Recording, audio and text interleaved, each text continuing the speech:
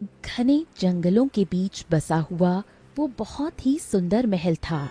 महल के अंदर सन्नाटा पसरा हुआ था। उसी महल के अंदर एक विशाल कक्ष की दीवार पर एक बहुत ही सुंदर आईना लगा हुआ था। अगले ही पल आईने से रंग बिरंगी किरणें चमकने लगीं और उसी आईने के अंदर से एक बहुत ही सुंदर चंद्रलेखा नाम की राजकुमारी निकलकर बाहर आ गई और आईने में अपना ही अक्स देखते हुए बोली, मैं तुम्हारा ही इंतजार कर रही हूँ। आज नहीं तो कल तुम जरूर आओगी और उस समय मैं दिन में भी निकल पाऊंगी और जिस दिन मैं सूरज की रोशनी में चल फिर सकूंगी उस दिन ये दुनिया मेरी मुट्ठी में होगी। तुम्हें मेरे पास आना ही होगा, जैसा कि मैंने वचन दिया था कि चंद्रलेखा तुम्हारा सदियों तक इंतजार करेगी। उसी समय राजकुमारी चंद्रलेखा के कानों में घोड़ों के हिनहिनाने की आवाज पड़ी। वो तेज कदमों से महल की खिड़की के पास जाकर खड़ी हो गई। आकाश में काले बादल छाए हुए थे, तेज बिजली कड़क रही थी और दूर मूसलाधार वर्षा हो रही थी। तभी उसकी नजर जंगल में खड़ी एक बग्घी पर पड़ी। आज तो शिकार खुद चलकर यहाँ पर आ गया। उधर दूसरी ओर जंगल की झाड़ियों के बीच एक गड्ढे में एक बग्घी फंसी हुई थी। बग्घी में धनराज नाम का एक व्यापारी अपनी पत्नी लाजवंती के साथ बैठा हुआ था। धनराज बग्घी से बाहर निकला और कोचवान की ओर देखने लगा। अरे क्या हुआ कोचवान, क्या बात है? बग्घी तुमने कहाँ रोक दी है ये? हम जंगल के रास्तों में भटक चुके हैं मालिक। अब बग्घी जो है गड्ढे में फंस गई है। अब तो सुबह का इंतजार करना होगा। ओहो, तो क्या आज की रात हमें इस घने जंगल में काटनी पड़ेगी क्या? माफ कीजिएगा हुजूर, लेकिन इसके अलावा हमारे पास कोई चारा नहीं है, मजबूरी है। उसी समय बग्घी का दरवाजा खुला और लाजवंती भी बाहर आ गई। वो इधर उधर देखने लगी। तभी उसकी नजर दूर अंधेरे में सुनहरी किरणों से जगमगाते हुए एक महल पर पड़ी। सुनिए जी, वो सामने देखिए, वहाँ कोई महल है। क्यों ना हम रात वहाँ जाकर गुजारें? हैं? घने जंगल में महल? यह कैसे हो सकता है? देखिए मालकिन, मुझे लगता है कि हमें वहाँ नहीं जाना चाहिए। बकवास मत करो। तुम्हारे पास इसके अलावा और कोई उपाय है? मुझे तो बहुत तेज भूख लगी है। धनराज गहरी सोच में डूब गया। अब देखो लाजवंती, कुछ भी हो कोचवान सही कह रहा है। घना जंगल है, पता नहीं वहाँ क्या हो। मुझे भी लगता है कि हमें वहाँ नहीं जाना चाहिए। आप समझ नहीं रहे, ये जंगल की मूसलाधार वर्षा है। कब तक होती रहेगी पता नहीं, और जैसे जैसे रात बीतेगी वैसे वैसे जंगली जानवरों का खतरा बढ़ जाएगा। हम यहाँ सुरक्षित नहीं हैं। धनराज बहुत समझाने की कोशिश करता रहा, लेकिन लाजवंती नहीं मानी। अब देखो, अब अच्छा ठीक है, चलो ठीक है लाजवंती, अब अगर तुम मान ही नहीं रही हो तो फिर चलो चलते हैं हम, आ जाओ। अरे आप अपनी पत्नी की बात मानिए, लेकिन मैं नहीं जाऊंगा। मैं रात अपनी बग्घी में बिताना पसंद करूंगा। इतना कहकर कोचवान बग्घी के अंदर चला गया। धनराज धीरे धीरे कदमों से बारिश में भीगता हुआ अपनी पत्नी को लेकर उस महल की ओर बढ़ गया। बहुत देर चलने के बाद धनराज और लाजवंती महल के अंदर पहुंच गए।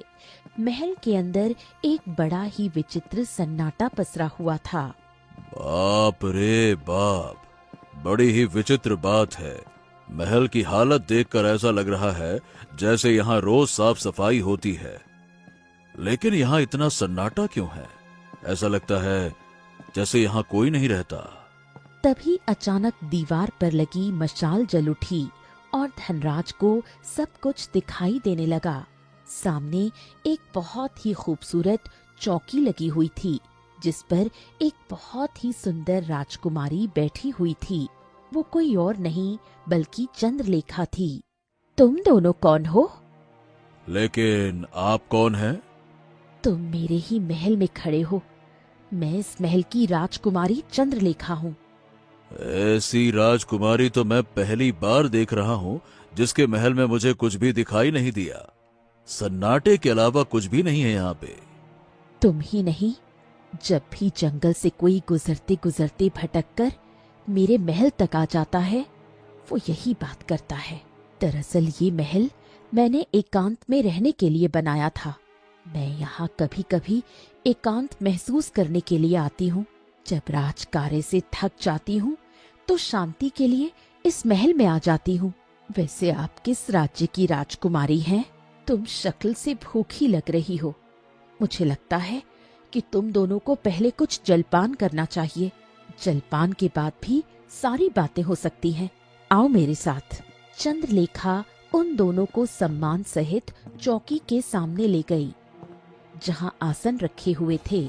धनराज और लाजवंती डरते हुए आसनों पर बैठ गए। चंद्रलेखा उनके सामने बैठ गई।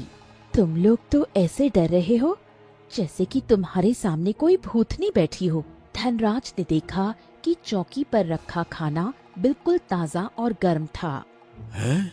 ये खाना तो बिल्कुल ताजा और गरम है, और आपके महल में कोई नहीं है, तो ये खाना किसने बनाया खाना? ये मैंने बनाया। जब मैं एकांत में रहती हूँ तो सब काम खुद ही करती हूँ। खाना बनाना मेरी माँ ने मुझे सिखाया था। अब ज्यादा बातें मत करो, खाना खाओ। धनराज खाना खाने का दिखावा करने लगा, लेकिन उसने खाना नहीं खाया। वहीं उसकी पत्नी लाजवंती, जो बहुत भूखी थी, खाना खाने लगी। धनराज अपनी पत्नी लाजवंती के पास बैठा हुआ धीरे से बोला, ओ लज्जो, मुझे तो ये महल बड़ा विचित्र लग रहा है। हमें खाना नहीं खाना चाहिए, तुम खाना मत खाओ।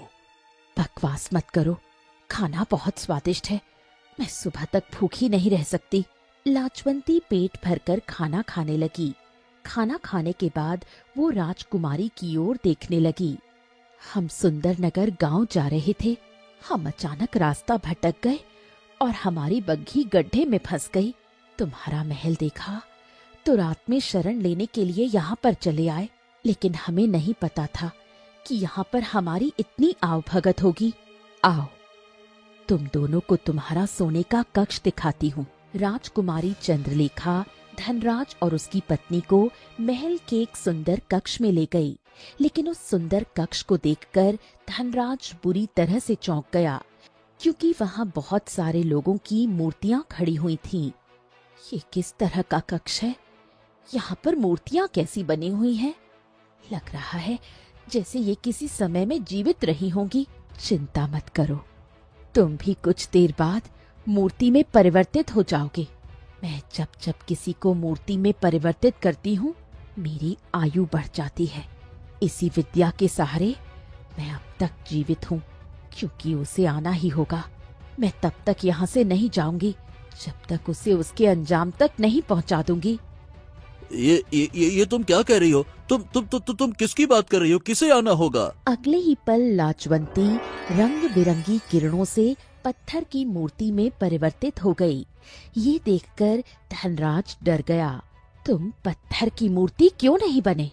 क्योंकि मैंने तुम्हारा खाना नहीं खाया था। शायद तुम्हारे खाने में ही जादू था। तुम तो बड़े ही चतुर निकले। तुम्हारी गहरी सोच की दाद देनी पड़ेगी, लेकिन कोई फायदा नहीं। मैं तुम्हें इस महल से बाहर नहीं जाने दूंगी। धनराज बड़ी तेजी से वहां से भागा। चंद्रलेखा को इस बात की उम्मीद नहीं थी। धनराज दौड़ते हुए महल से बाहर बग्घी तक पहुंच गया। क्या हुआ मालिक? क्या बात है? क्या हो गया? अरे जल्दी से अपनी जान बचाकर भागो। अंदर कोई जादूगरनी है जिसने मेरी पत्नी को पत्थर का बना दिया। जल्दी चलो, जल्दी। कोचवान भी धनराज के साथ आगे की दिशा की ओर दौड़ने लगा। कुछ देर बाद अचानक वो दोनों किसी से टकरा गए और गिरकर बेहोश हो गए। चंद्रलेखा दौड़ती हुई उन दोनों के नजदीक आने ही वाली थी कि तभी सूरज की पहली किरण निकल आई। उसने सूरज की किरणों को देखा और दौड़ती हुई अपने महल के अंदर चली गई। वो दौड़ती हुई आईने के सामने जाकर खड़ी हो गई। तुम्हें आना ही होगा। जिस दिन तुम आओगी उस दिन मैं इस आईने से आजाद हो जाऊंगी और फिर मैं सूरज की रोशनी में भी बाहर निकल सकूंगी। अगले ही पल वो रंग बिरंगी किरणों के साथ आईने में समा गई। सुंदरपुर गांव के पास एक सुंदर जंगल के तालाब के किनारे पूजा नाम की एक सुंदर लड़की बैठी हुई किसी का इंतजार कर रही थी। कुछ देर बाद एक सुंदर युवक वहां पर आ गया। मुझे तुम्हारा इंतजार करते हुए कितनी देर हो गई अर्जुन, तुम अब आ रहे हो? तुमने बुलाया और हम भागे चले आए मेरी पूजा। अरे बाबा, तुम तो जानती हो ना कि मेरे पिताजी गांव के जमींदार हैं। उनके सारे खेतों की देखरेख मुझे ही तो करनी पड़ती है। क्या है कि कुछ दिनों से जिम्मेदारी उन्होंने मुझ पर ही सौंप रखी है, तो क्या करूं। ये सुनकर पूजा ने मुंह दूसरी ओर फेर लिया। पिताजी की दी हुई जिम्मेदारी तो याद है, लेकिन मैं याद नहीं। पूजा जी की पूजा करूं मैं, मान जाओ पूजा जी। अरे नाराजगी छोड़ो। देखो, तुम अच्छी तरह से जानती हो कि मैं तुम्हें ज्यादा समय तक नाराज नहीं देख सकता। मान जाओ। अरे है, और कितनी करूं पूजा, मानो ना मानो। ये सुनकर पूजा मुस्कुराने लगी। कुछ देर बाद वो अचानक गंभीर हो गई। मैंने यहाँ पर तुम्हें एक बहुत ही महत्वपूर्ण बात करने के लिए बुलाया है। अच्छा ठीक है, अब बताओ। देखो अर्जुन, मैं तुमसे प्रेम करती हूँ और तुम भी मुझसे प्रेम करते हो। हमें छुपकर मिलना बंद कर देना चाहिए। आखिर तुम अपने पिता से शादी की बात कब करोगे? ये सुनकर अर्जुन गहरी सोच में डूब गया। ये बात तो तुम सही कह रही हो। ठीक है, मैं आज ही अपने पिताजी से हमारे और तुम्हारे बारे में बात करूंगा। ठीक है। पूजा मुस्कुराने लगी, लेकिन कुछ देर बाद फिर गंभीर हो गई। लेकिन मुझे डर भी लग रहा है। डर? किस बात का डर? तुम्हारे पिता पता नहीं इस रिश्ते के लिए मानेंगे या नहीं मानेंगे, क्योंकि तुम्हारे पिता गांव के जमींदार हैं। पूजा, लेकिन तुम्हारे पिता कोई गरीब थोड़ी ना है। ये सच है कि उनके पास जमींदारी नहीं है, लेकिन उनके पास मेरे पिताजी से ज्यादा जमीन है और मेरे पिता के पास तुम्हारे पिता से ज्यादा धन है। तो तुम एक धनवान पिता की पुत्री हो। बस ये फालतू की बातें मत सोचा करो। हाँ। ये सुनकर पूजा मुस्कुराने लगी। कुछ देर बाद अर्जुन और पूजा बातें करते रहे और फिर अर्जुन वहां से चला गया। अर्जुन हवेली में पहुंचा। तभी उसका पिता जमींदार उसकी ओर देखने लगा। हाँ, क्यों, कहाँ गए थे तुम? मैं तो बस यूं टहलने गया था पिताजी, लेकिन ये आपके चेहरे पर ये परेशानी क्यों झलक रही है? क्या बात है? अरे तुम्हें क्या बताऊं बेटा, मेरा मित्र धनराज अपनी पत्नी लाजवंती को लेकर यहाँ पर आने वाला था। मैं उसका इंतजार ही कर रहा हूँ। उसे अब तक तो आ जाना चाहिए था। समझ नहीं आता कि अब तक वो आया क्यों नहीं है। पता नहीं कहाँ रह गया, क्या हो गया। हो सकता है कि उन्होंने आने का इरादा बदल दिया हो। नहीं नहीं नहीं नहीं, वो अपना इरादा बदल नहीं सकते। तुम नहीं जानते कि मैंने तुम्हारा विवाह बचपन में ही अपने मित्र धनराज की पुत्री के साथ तय कर दिया था। धनराज और उसकी पत्नी लाजवंती एक महत्वपूर्ण रस्म के लिए यहाँ पे आने वाले थे। ऐसे इरादा थोड़ी ना बदल सकते हैं। क्या क्या बात कर रहे हैं? तो क्या उनकी पुत्री भी उनके साथ आने वाली थी? नहीं नहीं नहीं नहीं, उनकी पुत्री नहीं, केवल वो आने वाले थे, धनराज और लाजवंती। अरे बेटा, वो हमारे खानदान के मुताबिक कुछ रस्म करते और फिर उसके बाद हम ही उनके यहाँ बारात लेकर जाते। ये सुनकर अर्जुन चौंक गया और इधर उधर देखने लगा। पिताजी, आप क्या मतलब ये सच है कि आपने मेरा रिश्ता बचपन में ही तय कर दिया था? लेकिन मैं उनकी पुत्री से शादी करने से अगर इनकार कर देता, लेकिन मैं उनकी पुत्री से शादी कैसे कर सकता हूँ? मैं मतलब क्या है कि मैं सुखदेव की पुत्री पूजा से प्रेम करता हूँ और मैं उसी से शादी करना चाहता हूँ पिताजी। ये क्या बकवास कर रहे हो तुम? तुम नहीं जानते कि मैंने बरसों पहले अपने मित्र को जुबान दी थी? फालतू की बातें ना करो। एक तो वो आया नहीं और तुम्हारा दिमाग फिर गया है। पिताजी, तो जुबान दी थी तो वापस ले लीजिए। शादी करने के बाद जीवन तो मुझे बिताना है ना, आपको नहीं। जीवन साथी के चुनाव करने का पूरा अधिकार मेरा है। मैं पूजा से ही विवाह करूंगा, नहीं तो मैं जीवन भर कुंवारा ही रहूंगा। फिर मुझे किसी से शादी वादी नहीं करनी। जमींदार अपने पुत्र से बहुत प्रेम करता था। उसने अर्जुन की ओर गहरी नजर से देखा। अरे सब अपने अपने मनमाना करो। ठीक है, ठीक है, मैं आज ही सुखदेव से तुम्हारे रिश्ते की बात करके आता हूँ। ठीक है। कुछ देर बाद जमींदार सुखदेव के घर पहुंचा। देखो सुखदेव, मेरा पुत्र तुम्हारी पुत्री को पसंद करता है और वो उससे विवाह करना चाहता है, तो मैं तुम्हारी पुत्री का हाथ मांगने तुम्हारे पास आया हूँ। अरे तो मैं इनकार कैसे कर सकता हूँ जमींदार। तुम्हारे पुत्र अर्जुन के स्वभाव के बारे में तो सभी लोग जानते हैं। वो बहुत दयालु और बहुत अच्छा लड़का है। मुझे लगता है कि ये विवाह जल्द से जल्द हो जाए तो बेहतर होगा। ये सुनकर जमींदार गहरी सोच में डूब गया। देखो, मैं तुमसे कुछ छुपाऊंगा नहीं। दरअसल मैंने अपने पुत्र का विवाह बचपन में ही अपने मित्र धनराज की पुत्री के साथ तय कर दिया था और वो रस्म करने के लिए यहाँ पे आने वाला था, जो अभी तक आया नहीं। एक बार वो यहाँ पर आ जाए, फिर मैं उसे साफ साफ इनकार कर दूंगा कि मैं उसकी पुत्री का विवाह अपने पुत्र से नहीं कर सकता। उसके बाद तुम कभी भी शादी का शुभ मुहूर्त रखवा देना, ठीक है? हाँ, कोई दिक्कत नहीं है, मुझे स्वीकार है, स्वीकार है। जमींदार वहाँ से चला गया। समय बीतता गया। अर्जुन अपनी शादी की तैयारी में जुट गया। एक दिन वो पूजा का चित्र लेकर अपने कक्ष की दीवार पर लगा रहा था। तभी जमींदार वहाँ आ गया। बेटा अर्जुन, ये किसका चित्र है? पिताजी, ये तो आपकी होने वाली बहू का चित्र है। मैंने एक चित्रकार से बनवाया है। जमींदार ने अपने होने वाली बहू पूजा का चित्र देखा और मुस्कुराया। हाँ, वाह वाह वाह वाह वाह। बहुत सुंदर चित्र बनाया है। हमें तुम्हारी पसंद पर नाज है बेटा जी। इतना कहकर जमींदार वहाँ से चला गया। जमींदार बाहर आया ही था कि उसने देखा उसकी हवेली के बाहर धनराज और कोचवान बहुत गंदी और घायल अवस्था में हवेली की ओर आ रहे थे। ये देखकर वो चौंक गया और दौड़ते हुए धनराज के पास पहुंचा।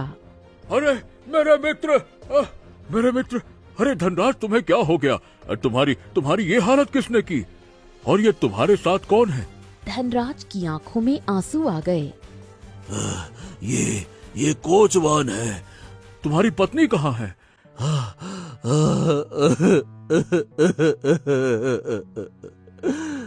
अरे अरे अरे, क्या बात है? तुम्हारी पत्नी लाजवंती कहाँ है? सब कुछ बताऊंगा। मुझे थोड़ा सांस तो लेने दो। मैं न जाने कितने समय से जंगल में भटक रहा था। बड़ी मुश्किल से सुंदरपुर आ पाया हूँ। अरे रे। जमींदार धनराज और कोचवान को हवेली के अंदर ले गया।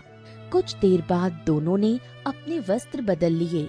उसके बाद वो सम्मान सहित उन्हें कक्ष में ले गया। कक्ष में पहुंचकर जमींदार ने धनराज की ओर देखा। हाँ, अब बताओ मेरे मित्र, तुम्हारी ये हालत कैसे हुई और लाजवंती कहाँ है? भाभी कहाँ है? धनराज कांपते हुए होठों से सारी घटना बताने लगा। मेरी आंखों के सामने उस राजकुमारी ने मेरी पत्नी को पत्थर का बना दिया। मैं बड़ी मुश्किल से वहां से बचकर भाग पाया। काफी दिन और कई रातों तक जंगल में रास्ता भटकते भटकते भटकते आखिरकार यहाँ तक पहुंच पाया। मैं क्या इतना कहते ही धनराज की आंखों से आंसू बहने लगे।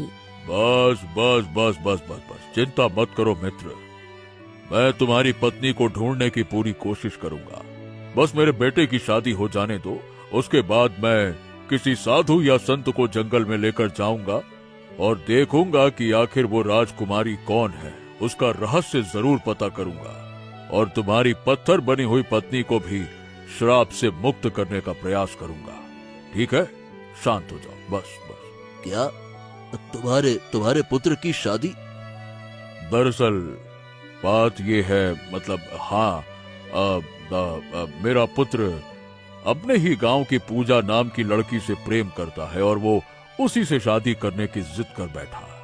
अब तुम तो जानते हो कि हाँ, मैं अपने पुत्र से कितना प्रेम करता हूँ। बच्चे जब जिद करते हैं तो उनकी जिद के आगे माता पिता को झुकना ही पड़ता है। अब मैं क्या करता। धनराज ने गहरी सांस ली।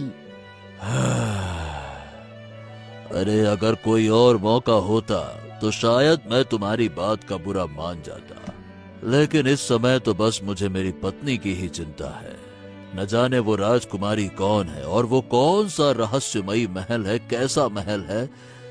पता नहीं मेरी पत्नी पत्थर के रूप से वापस आ भी पाएगी या नहीं। जमींदार कुछ नहीं बोला और खामोशी से बैठा रहा। जमींदार मित्र, क्या मैं तुम्हारी होने वाली बहू को देख सकता हूँ? अरे हाँ हाँ, क्यों नहीं, चलो चलो आओ। मेरे पुत्र ने कुछ देर पहले ही उसकी तस्वीर अपने कक्ष में लगवाई है। आओ आओ आओ। जमींदार धनराज को अर्जुन के कक्ष में ले गया और दीवार पर टंगा हुआ चित्र दिखाने लगा। ये देखो, यही है हमारी होने वाली बहू। धनराज ने जैसे ही चित्र देखा वो बुरी तरह से चौंक गया। हैं? ये तुम क्या कह रहे हो जमींदार? ये कैसे हो सकता है? क्या हुआ मित्र, इस चित्र को देखकर तुम इतना घबरा क्यों गए? क्योंकि यही वो राजकुमारी है जिसने मेरी पत्नी को पत्थर का बना दिया। यही है वो। ये सुनकर जमींदार चौंक गया। क्या बात कर रहे हो मित्र, ऐसा कैसे हो सकता है? ये तो हमारे गांव की पूजा है, पूजा। अरे मेरी बात का विश्वास करो मित्र, मैं इस चेहरे को भूल ही नहीं सकता। मेरी बात का विश्वास करो, यही वो राजकुमारी है जिसने मेरी पत्नी को पत्थर का बदल दिया। इसने खाना खिलाया, मैं इसके पास बैठकर इसको देखा था। मैं इसकी शक्ल भूल नहीं सकता। यही है वो।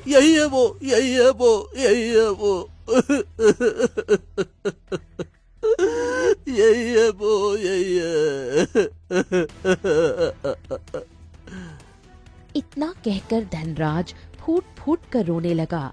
जमींदार ने उसकी आंखों को देखा लेकिन कुछ नहीं बोला और वहाँ से चला गया। जमींदार सीधे अर्जुन के पास गया और सारी घटना बताने लगा। तो सारी बातों को देखते हुए अब हमें ये शादी नहीं करनी चाहिए। ये शादी मैं तुम्हारी नहीं करवाने वाला। क्या पिताजी, आप भी? आपके मित्र ने जो कहा आपने मान लिया। अरे हो सकता है कि उन्हें मेरा विवाह किसी दूसरी स्त्री के साथ करना अच्छा ना लग रहा हो और इसीलिए उन्होंने जानबूझकर झूठ बोला ताकि आप मेरा रिश्ता तोड़ दें। ये भी तो हो सकता है। नहीं, मैं अपने मित्र को बचपन से जानता हूँ।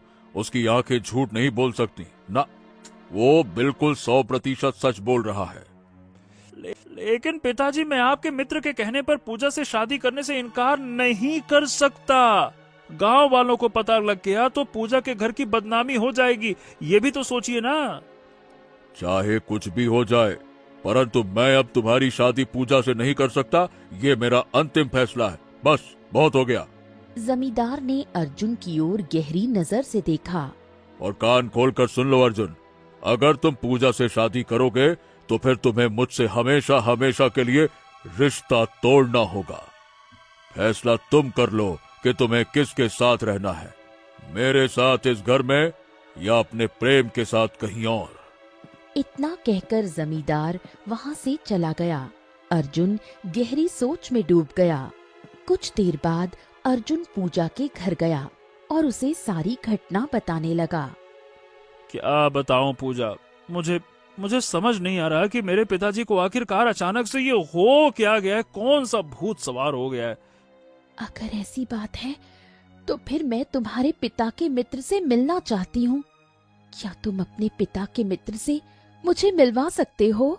हाँ, क्यों नहीं, बिल्कुल अर्जुन पूजा को धनराज के पास ले गया। धनराज ने जैसे ही पूजा को देखा वो बुरी तरह से डर गया। मुझे देखकर डर क्यों गए आप? धनराज कुछ नहीं बोला। मैं अर्जुन से प्रेम करती हूँ। मैं और अर्जुन एक दूसरे के बिना जी नहीं सकते। आपने पता नहीं अर्जुन के पिता से क्या कहा कि अचानक से वो शादी करने के लिए इनकार करने लगे। मुझे सारी घटना बताइए जो आपके साथ घटी। मैं आपकी जुबान से सुनना चाहती हूँ। धनराज कांपते हुए होठों से सारी घटना बताने लगा। तुम ही बताओ, आखिर मैं झूठ क्यों बोलूंगा? मुझे जो उस विचित्र महल में राजकुमारी दिखाई दी थी ना, वो बिल्कुल तुम्हारी ही तरह दिखती थी। और मैंने जमींदार से केवल यही कहा था।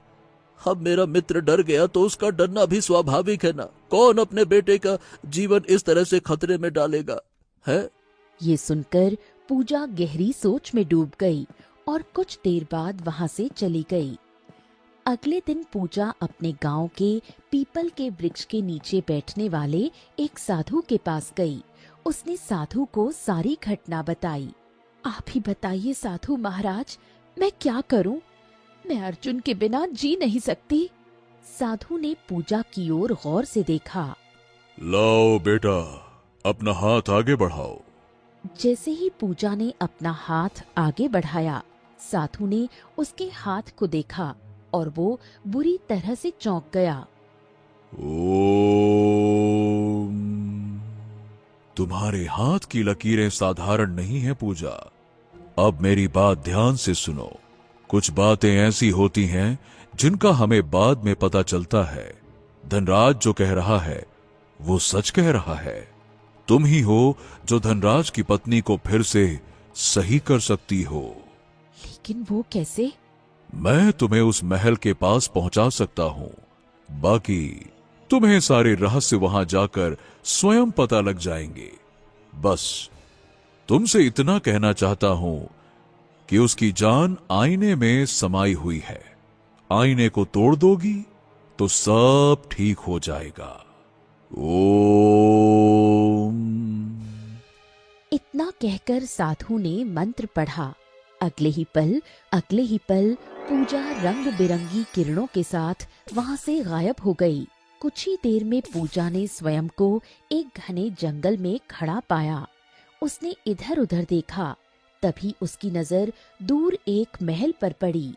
लगता है ये वही महल है जिसके बारे में धनराज बता रहा था। वो धीरे धीरे कदमों से महल के अंदर चली गई।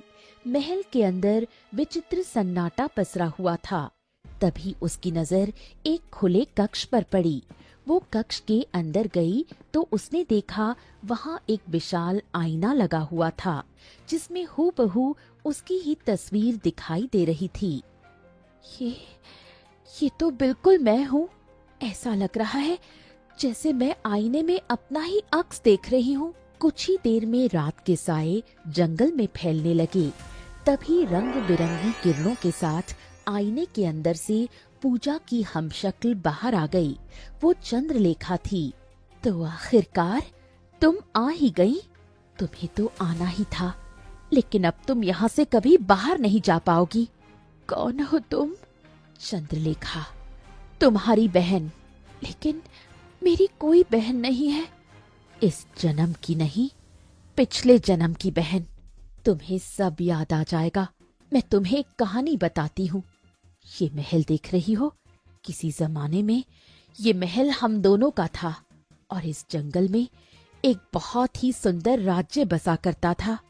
हमारे पिता का नाम राजा विक्रम था। हमारे पिता का कोई पुत्र नहीं था, इसलिए शासन की बागडोर हम दोनों में से किसी एक के ही हाथ आने वाली थी। चंद्रलेखा की आंखों से रंग बिरंगी किरणें निकलने लगी। अगले ही पल पूजा बेहोश हो गई और उसकी आंखों के सामने पुराने दृश्य चलने लगे। राजकुमारी चंद्रलेखा अपने कक्ष में आईने के सामने खड़ी थी। वो आईने में स्वयं को देखकर मंत्र पढ़ने लगी। उसने जैसे ही आईने में फूंक मारी, उसका अक्स चमकने लगा।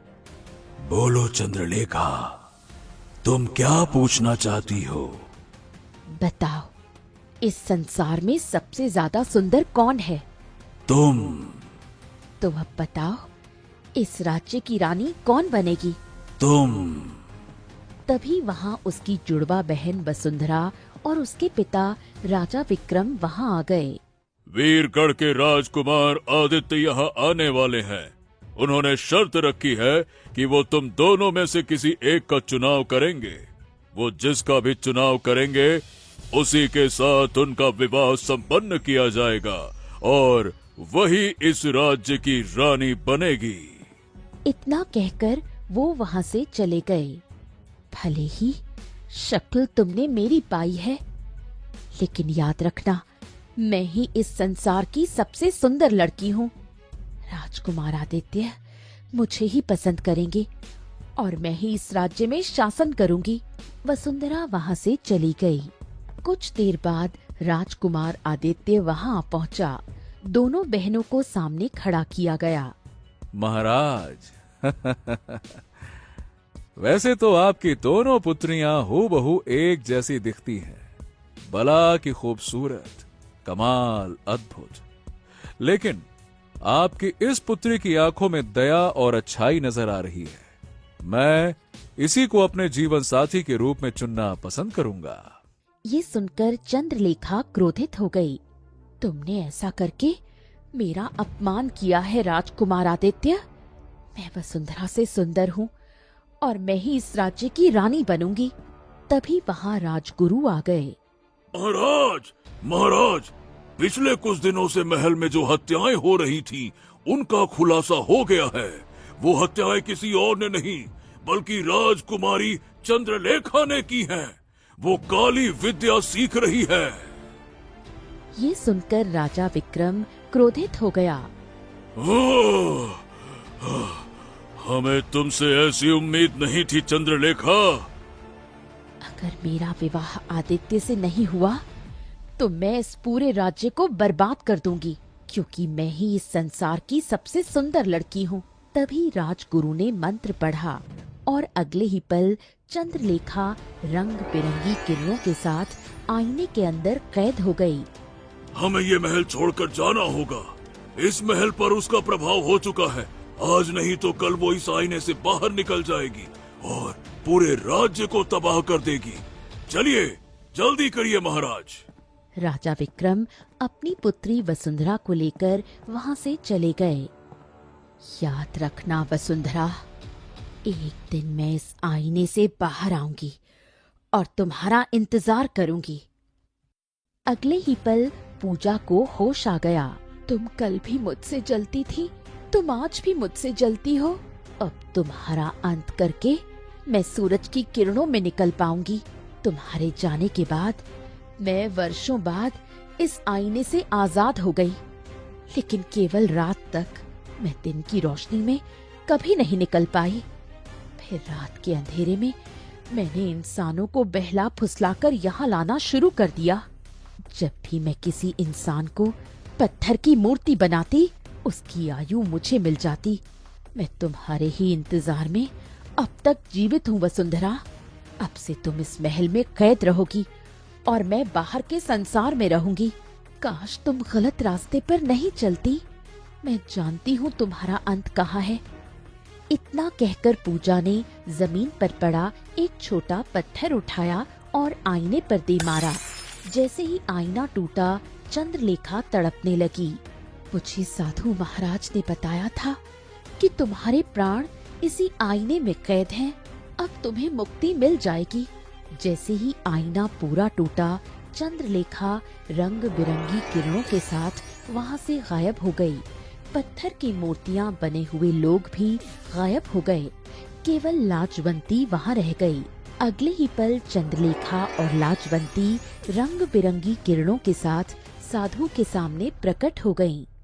अब वो विचित्र महल हमेशा के लिए चंद्रलेखा से आजाद हो गया। लाजवंती को देखकर धनराज बहुत खुश हो गया।